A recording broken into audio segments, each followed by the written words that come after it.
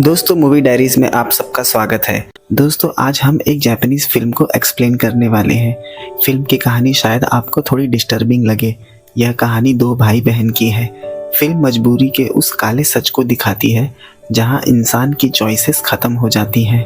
कहानी जापान के एक शहर से शुरू हुई। हम एक शख्स को देखते हैं जो काफ़ी जल्दबाजी में मालूम पड़ता है, मानो किसी को तलाश कर रहा है। ये शख्स ठीक से चल भी नहीं पा रहा। इस शख्स का नाम योशिका है। योशिका अपनी बहन मारिको को तलाश कर रहा है। मारिको सुबह सुबह ही घर से लापता हो गई। योशिका सुबह उठा तो उसने घर का दरवाज़ा खुला पाया। उसने अपने किसी करीबी को फ़ोन कर इस बात की जानकारी भी दी कि मेरी बहन फिर से लापता हो गई। वहाँ एक सिक्योरिटी ऑफिसर ने समुंदर के किनारे से एक जूता निकालकर उसे दिया। ये जूता मारिको का ही मालूम पड़ता है। कहीं वो डूबकर मर तो नहीं गई। लेकिन योशिका को उम्मीद है कि उसकी बहन यहीं कहीं आसपास ही होगी। अपनी बहन की मिसिंग रिपोर्ट करवाने भी नहीं गया और वहीं सड़कों पर उसे ढूंढने में लग गया। जब वो ढूंढ कर थक गया तो अपने घर चला गया, जहां वो इस रेंट हाउस में अकेले ही अपनी बहन के साथ रहता है। तभी उसके फ़ोन पर एक कॉल आया जो कि पे फ़ोन से किया गया था। जब योशिका उस जगह पहुंचा तो वहां उसे एक शख्स मिला।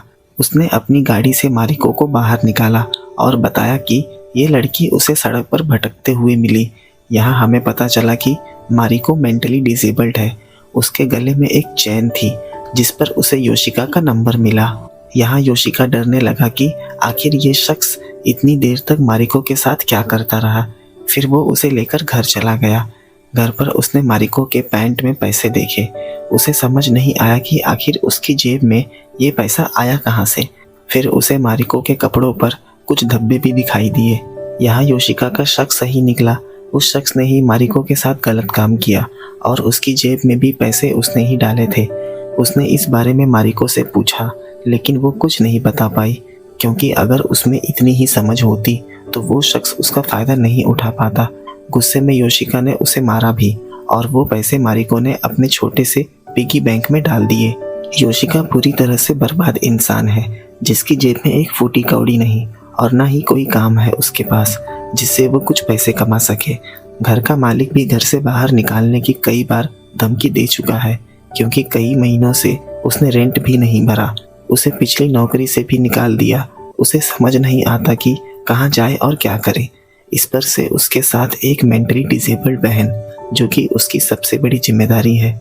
दूसरे दिन उसे टैक्सी प्रमोशन का कार्ड मिला, जिसमें घर पर ही बैठकर उसे टिश्यू पैक करने थे। इसमें भी कुछ खास पैसे नहीं, शायद एक दिन का खाना निकल जाए। उसी वक्त मालिक बाहर आकर रेंट के लिए दरवाज़ा पीटने लगा, लेकिन योशिका ने दरवाज़ा नहीं खोला। हम देखते हैं दूसरे दिन टिश्यू भरने का जो काम मिला था वो भी ख़त्म हो गया। अब उसके पास कोई काम नहीं था। मारिको दिन भर बस सोकर पेपर पर कलर लगाती रहती है। दूसरे दिन वो अपने एक दोस्त से मिला, साथ उसकी प्रेग्नेंट पत्नी भी थी। योशिका ने उससे कुछ पैसे मांगे ताकि वो अपना रेंट भर सके, लेकिन दोस्त ने मना कर दिया क्योंकि इतने पैसे उसके पास भी नहीं। यहाँ योशिका उसके सामने रोने गिड़गिड़ाने का नाटक करने लगा तो उसने अपने पर्स से कुछ पैसे निकालकर उसे दे दिए, लेकिन योशिका के लिए इतने पैसे पर्याप्त नहीं। उस शख्स ने अपनी पत्नी के पर्स से उसे पैसे निकालकर देने चाहे, लेकिन पत्नी ने उससे पैसे छीन लिए, क्योंकि ये पैसे उसने अपने आने वाले बच्चे के लिए जमा करके रखे हैं। 2 दिनों बाद योशिका ने मारिको का पिगी बैंक भी तोड़कर उसमें से सिक्के निकाल लिए, जिसे देख मारिको रोने लगी। इन सिक्कों से उनका आज का खर्चा तो निकल ही जाएगा। अगले दिन फिर से वही मसला सामने आ गया। आखिर क्या करे, कुछ समझ नहीं आ रहा। उनके घर पर जो बचे कुचे फूड रैपर थे, दोनों उसे चाटने लगे। बाहर घर का मालिक फिर आ गया, लेकिन योशिका ने दरवाज़ा नहीं खोला, इसलिए मकान मालिक ने घर की बिजली काट दी। घर में अंधेरा छा गया। रात दोनों एक कचरे के ढेर के पास गए। पूरा कचरे का ढेर छान मारने के बाद उन्हें एक पिज़्ज़ा बॉक्स मिला, जिसमें एक पिज़्ज़ा की स्लाइस बची हुई थी। ये देख दोनों के चेहरे पर खुशी आई ही थी कि तभी वहाँ एक भिखारी ने आकर उनसे वो बॉक्स भी छीन लिया, जैसे कि ये कचरे का ढेर उसकी प्राइवेट प्रॉपर्टी हो, या फिर वो उन दोनों से ज़्यादा भूखा था। दोनों वहाँ से भूखे प्यासे घर चले गए। रात उसने घर में टॉर्च लेकर देखा तो मारिको टिश्यू चबा रही थी। योशिका को किसी भी तरह से पैसे चाहिए। यहाँ उसने पैसे कमाने का ऐसा रास्ता सोचा जो उनके बीच के रिश्ते को शर्मसार कर देगा। वो अपनी मारिको को क्लाइंट्स के पास बेचने निकल गया। सबसे पहले वो सड़क के किनारे खड़ी ट्रक्स के पास गया। उसमें बैठे ड्राइवर से उसने 10,000 येन मांगे। 2-3 लोगों ने तो उसे गाली देकर वहाँ से भगा दिया। यहाँ हम देखते हैं कि पैसों के लिए योशिका किस हद तक गिर सकता है।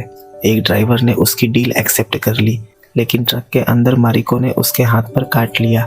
गुस्से में ड्राइवर ने योशिका से सारे पैसे वापस ले लिए। योशिका यही नहीं रुका, वो मारिको को ले जाकर उसका मेकअप करने लगा ताकि क्लाइंट से डील करने के लिए वो अच्छी दिख सके। रात वो मारिको को लेकर एक रेड लाइट एरिया में पहुंचा। वहाँ वो एक शख्स से डील कर ही रहा होता है कि पीछे से 2 शख्स आकर उसे मारने लगे। दोनों इसी एरिया के एजेंट्स थे और यहाँ बिजनेस करने की उसके पास परमिशन भी नहीं। वहाँ उस शख्स ने योशिका के साथ 10,000 येन में डील कर ली। योशिका को पुराने विजन्स आने लगे। जब मारिको छोटी थी तो उसकी माँ हमेशा योशिका पर चिल्लाती क्योंकि वो कभी भी मारिको की अच्छे से देखभाल नहीं करता था। लेकिन इतना कुछ होने के बाद भी योशिका को जरा सा भी गिल्ट नहीं।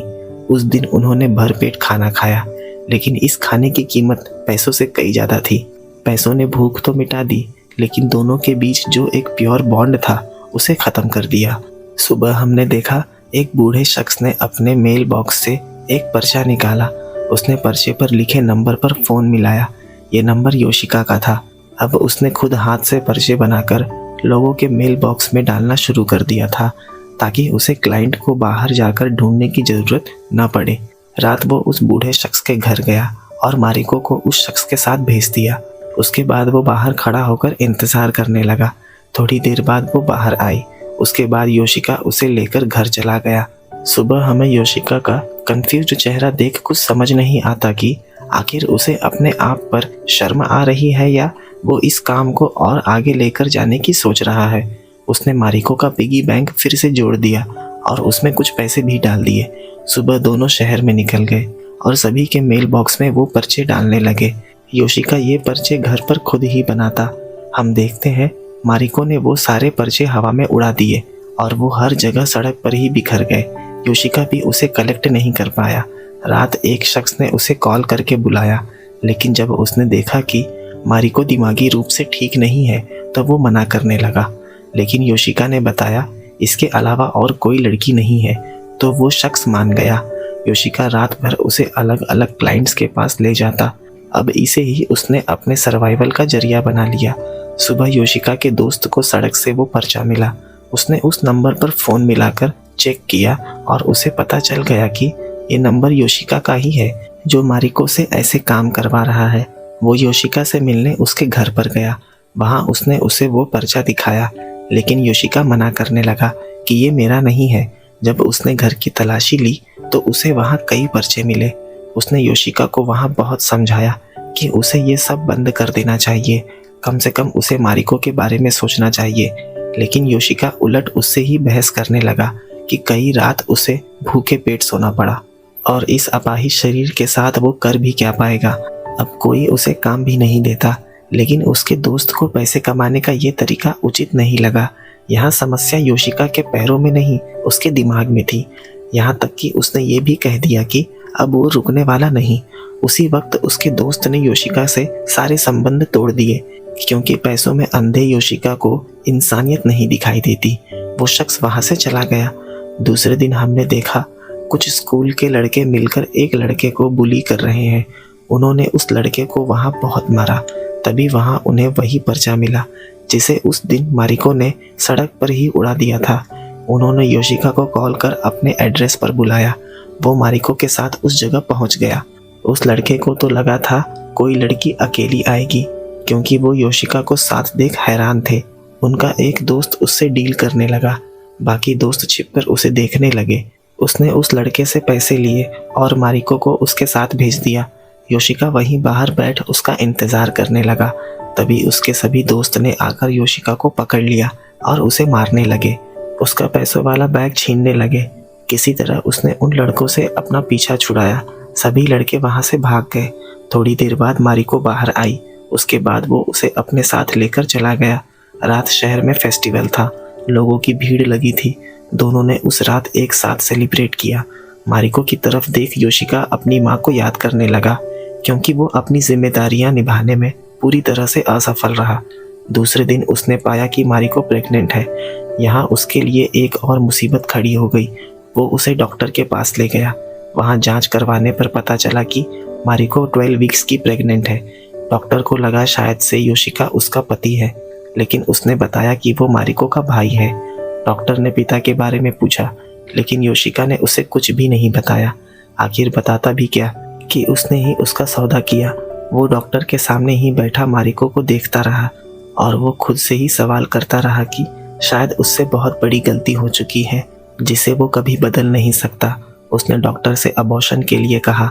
डॉक्टर ने बताया उसे लीगल पेपर वर्क करना होगा, जिसके उसे 80,000 येन चुकाने होंगे। इतने पैसे सुन उसकी चिंता और बढ़ गई। वो मारिको को लेकर वहाँ से चला गया। डॉक्टर ने उसे समझाया कि वो जितना देर करता जाएगा उसे अबॉर्ट करवाना उतना ही मुश्किल होगा, लेकिन फिर भी योशिका वहाँ से चला गया। दूसरे दिन वो मदद के लिए अपने दोस्त के पास गया, जो कि पहले ही उससे अपने संबंध तोड़ चुका है। लेकिन इस बार योशिका को पैसे नहीं चाहिए। उसने बस कुछ घंटों तक मारिको का ध्यान रखने के लिए कहा।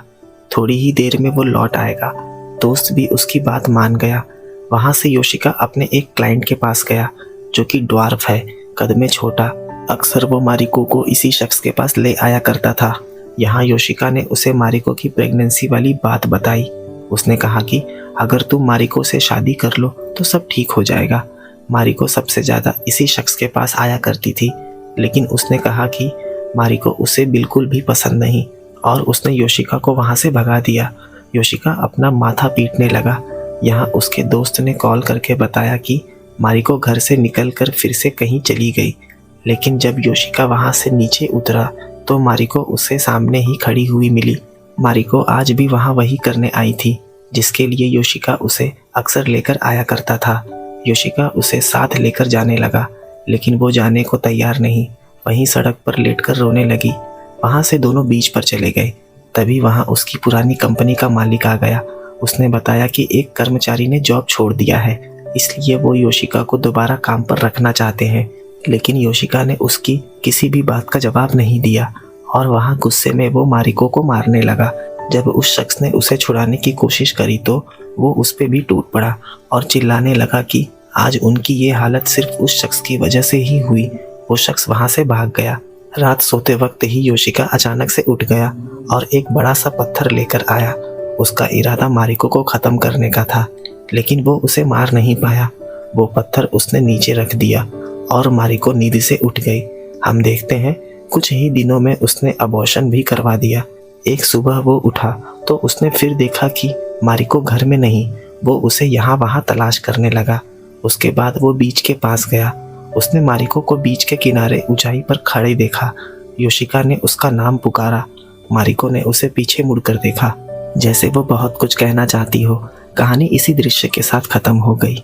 दोस्तों, अगर कहानी पसंद आई हो तो वीडियोस को लाइक, शेयर और चैनल को सब्सक्राइब जरूर कर दें।